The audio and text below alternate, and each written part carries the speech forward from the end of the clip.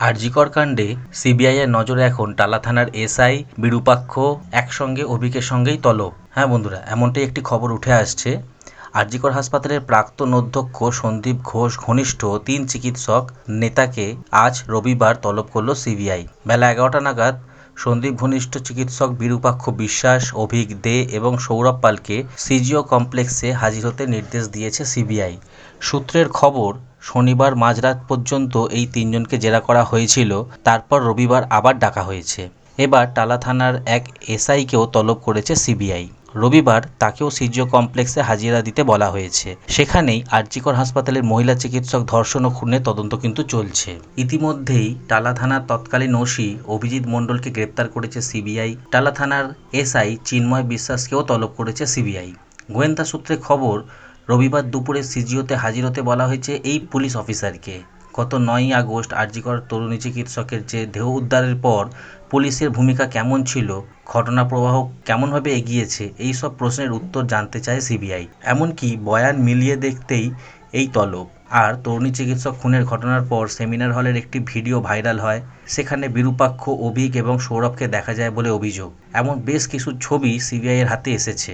অন্যদিকে টালা থানা CCTV footage সংগ্রহ করেছে সিবিআই, আর তার সূত্র ধরেই এই এসআইকে তলব করা হয়েছে। পুলিশের পক্ষ থেকে প্রথম এফআইআরের পরিবর্তে জিডি অর্থাৎ জেনারেল ডায়েরি কেন করেছিল, এই বিষয়ে জানার জন্য এসআই চিন্ময় বিশ্বাসকে জেরা করা হবে বলে সূত্রের খবর। ডাক্তারদের এখন কর্মবিরতি উঠে গেছে, কাজে ফিরেছেন জুনিয়র ডাক্তারেরা। তবে কাজে ফেরার আগে সিজিও কমপ্লেক্সে গিয়েছিল তাদের মিছিল। নির্যাতিতা তরুণী চিকিৎসকের সঙ্গে যা ঘটেছে তার বিচার চায় জুনিয়র ডাক্তাররা। শনিবারই বিরূপাক্ষ, অভিক ও সৌরভকে জিজ্ঞাসাবাদ করা হয়েছে। আজ আবারও রবিবার মুখোমুখি বসিয়ে জিজ্ঞাসাবাদ করা হবে। এছাড়াও এই ৩ চিকিৎসকের বিরুদ্ধে বউবাজার থানায় লিখিত অভিযোগও দায়ের করা হয়েছিল। বিরূপাক্ষকে প্রথমে কাকদ্বীপে বদলি করা হলেও তাকে পরে সাসপেন্ড করেছে রাজ্য স্বাস্থ্য দপ্তর। এই ৩ চিকিৎসক নেতার বিরুদ্ধে থ্রেট কালচারের অভিযোগ আছে।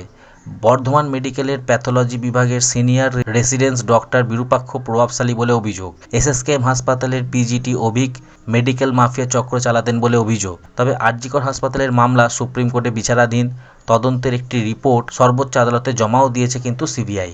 তো এখন দেখা যাক আজকে জেরার পর কী তথ্য উঠে আসে।